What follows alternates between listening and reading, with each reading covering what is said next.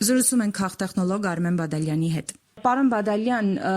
Ադրբեջանից Հայաստան բենզին ներկրվեց, կխնդրեմ ասեք, առհասարակ մեզ համար ինչ է նշանակում Ադրբեջանից բենզինի ներկրումը եւ արդյոք այս ամեն ինչով մեր տնտեսությունը Ադրբեջանի օգնությամբ զարգանում է, որովհետեւ նաեւ կարծիք կա, որ հավանականությունը շատ է, որ Ադրբեջանը Հայաստան է ուղարկել երրորդ երկրի ծագում ունեցող բենզին։ Ադրբեջանից չի եկել, այ ադրբեջանական բենզինը Վրաստանի տարածքով է մտել։ Սա մեկ։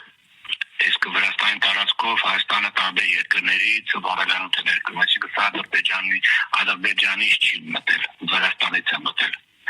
Սա մեկ։ Երկրորդ երկրի բենզինը, թե չորրորդ երկրին է, չեմ կարող ասել, այդ ավտոմատիկը դրա համար գործում են ստանդարտներ եւ ստանդարտների ստուգման համապատասխան ուրեմն լաբորատորիաներ։ Միայն դրանց ստուգումից հետո եւ համապատասխան փաստաթղթերը ստուգելուց հետո կարող են ասել դա երրորդ երկրի, չորրորդ երկրի է, թե ինչ է։ Դա այս պատրությամբ չեն կարող ասել, քանի դեռ այստեղ չկա փաստարկված ուրեմն տվյալները։ Ինչ վերաբերում է ընդհանուր քաղաքական հարցին, ապա սա PR նշանակություն ունեցող հարց է։ Սկզբում հացամթերք, հիմա նավթամթերք, սա ընդհանրապես իշխող քաղաքական ուժին նախընտրական կամպանիային ծառայող PR կամպանիա, ուրիշ ոչինչ։ Սրանից հետևություններ անել, միաժամանակ նշենք, որ սրանով իհարկե ինչ որ չափով այս PR նշանակությունը, ինչ որ չափով կարող ենք ասել, այսպես ծածկում է ռուսական տնտեսական ներկայության PR նշանակությունը, որտեղ իրական նշանակությունը, որովհետև հասկանալի նման բան է, ցիստարարով բենզին գալը բան չի անելու, ինչ որ երկարաժամկետ Հայաստանի ոչինչ չի տալու, որտեղ Հայաստանը բենզին այլ երկրներից է կրում, Ռուսաստանից եւ այլն, բայց սա թույլ կտա իշխանություններին իրենց այսպես կոչված խաղաղության ծրագիրի PR-ը իրենց ընտրողների մոտ եւս շարունակելու համար, ուրիշ ոչինչ։ Պարոն Բադալյան, այսինքն 2026 թվականի ընտրություններից հետո պատկերը լրիվ փոխվելու է հայ-ադրբեջանի։ Կախված է դրանից հետո ինչ ուժ կլինի իշխանության եկած կամ ընտրությունները մինչև այդ իշխանափոխություն կլինի, չի լինի, ոչ մի բան չի կարող ասել։ Եթե մնում են այս ուժերը, որոնք հիմա են, բնականաբար ոչ մի բան չի փոխվել, ավելի վատ Ադրբեջանը ինչ ուզի ստանալու է։ Պարոն Բադալյան, նայեք, դուք ասում եք, որ սրանով PR քայլ է անում, բայց դրան զուգահեռ Նիկոլ Փաշինյանը նաև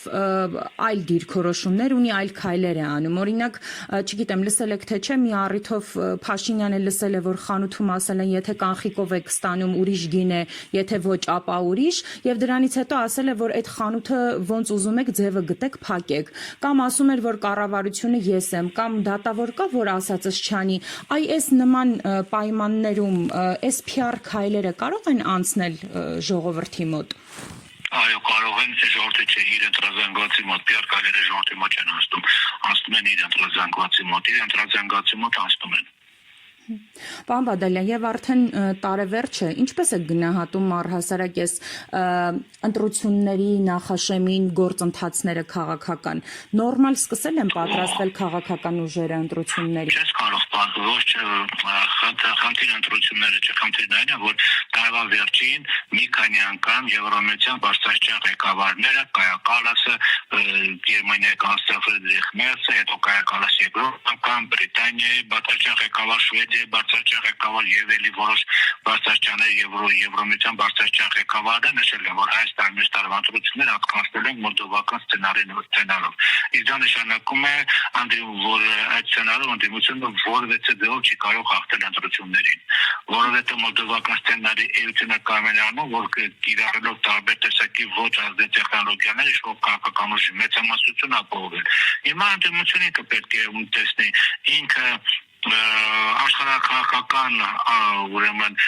այդ կոնգլոմերատի դեմ ինքը մենակ չի կարող պայքարել, որովհետև այս կոնգլոմերատը որ միայն Եվրոմիության գլոբալիստներ չէ, նաև Բրիտանիան է, նաև Թուրքիան է, Ադրբեջանը, բնականաբար Իսրայելն է, ինչ որ չափով Ֆրանսիա, Գերմանիան առանձին վերցած, որոնք ասենք հատկապես Գերմանիան, որը գլոբալիստ ազգանական է, բայց շահերը համակնում են, այսինքն մի մեծ ուրեմն արևմտյան պայմանական արևմտյան կոնգլոմերատ պատրաստ Հայաստանում ընտրակերտիկներով իշխող քաղաքական ուժի բարել իշխանության։ Հիմա դիմություն խնդիրն է ինքը համակերպվում է դրա հետ որտեղ այդ համակարգում ենք էլի մնալու են դիմություն կամ մեկ ուրիշ ուժ է գալու են դիմություն եւ այլն, բայց ինքը այդտեղ չի կարող հաղթել։ Բացառված է մոլդովական տարբերակով հաղթելը, որտեղ ուղղակի հաղթողին չեն գրանցում մոլդովական տարբերակում։ Հիմա ինքը պատրաստ է սցենարին մասնակցել։ Եթե պատրաստ է սցենարին մասնակցել, այս կամ այն ուժը եւ դառնալ դիմություն, խնդիր չկա, ուրեմն նրանք լավ է պատրաստ։ Իսկ եթե նա պատրաստ չի ուրեմն համակերպել իրավիճակին, ապա նա քայլեր պետք է ձեռնարկի փոփոխություն կատարելու համար այս խաղիկակը իր խաղը խաղալու, ոչ թե այս խաղը մտել այս խաղի մեջ փորձել լրացնել ուրիշի խաղը փոխել, ինչը անհնար է, այլ իր սեփական խաղը խաղալու։ Բայց այս պայծրությամբ մենք տեսնում ենք, որ ընդդիմությունը ինչ որ դատապարտում է արտաքին քաղաքական միջամտություն, այսինքն այն տպավորությունը, որ ինքը դատապարտեց արտաքին քաղաքական միջամտություն չի նել, սա կամաչ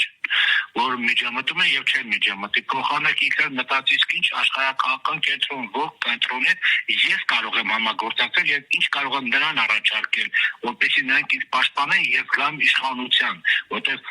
կապան դիմում է դրսի աջակցության ուրեմն դու էլ պետք է դիմես ոչ թե դատապարտես որ կուչի տա այլ դիմես բայց կանոնը դիմություն ինքը համակերպել է որ ինքը իշխանություն գալու ցանկություն ունի համակերպել է որ նորից պետք է դիմություն լինի որովհետեւ դա հեշտ է կոմֆորտ է աշխատավարձը կա տրանսպորտի ծախսը կա, երկու ամիսը մի անգամ պրեմիա են տալի, պետության հաշվին Եվրոպայից գնում էլ ինչի, Եվրոպական մեկտետ է սուտում կապայից, բայց փոխարենը, ասենք, այդ արտոնություններն ունես, պատասխանատվություն չես կրում, ընդամենը ելույթներ ես ունենում, ամոթանք ես տալի իշխանություններին, չգիտես ինչի, ինչ որ հետաքրքրում ես տան կամոթ ունեն, թե չունեն, կամ ինչ որ տենցել ելույթներ ես ունենում, որ ոչ մեկին չի լսում, ոչ մեկին հետաքրքիր չի։ Բնականաբար նրան իր նման իրավիճակներում իհարկե կարող ասել, որ ընդդիմությունը բացարձակ ոչ բան չի անում իշխանությունը վերցնելու համար։ Նա գնում է ընդդիմություն դառնալու։ Պարոն Բադալյան, այդ քաղաքական արտաքին ուժերը որոնք են, որ այսօր կարող են ընդդիմության հետ համագործակցել ու ինչ որ արդյունքի հասնել։ Առաջին հերթին Իրան Իսլամական Հանրապետություն, երկրորդ հերթին Ռուսաստան։ Առաջին հերթին Իրան Իսլամական Հանրապետություն պետք է իմանաս ինչ առաջարկեց նրանց, դրանք տարբեր շահեր ունեն։ Շատ դեպքերն իրար հետ չհամընկնող, իդեպ է ասեմ։ Շնորհակալ եմ մեկնաբանության համար։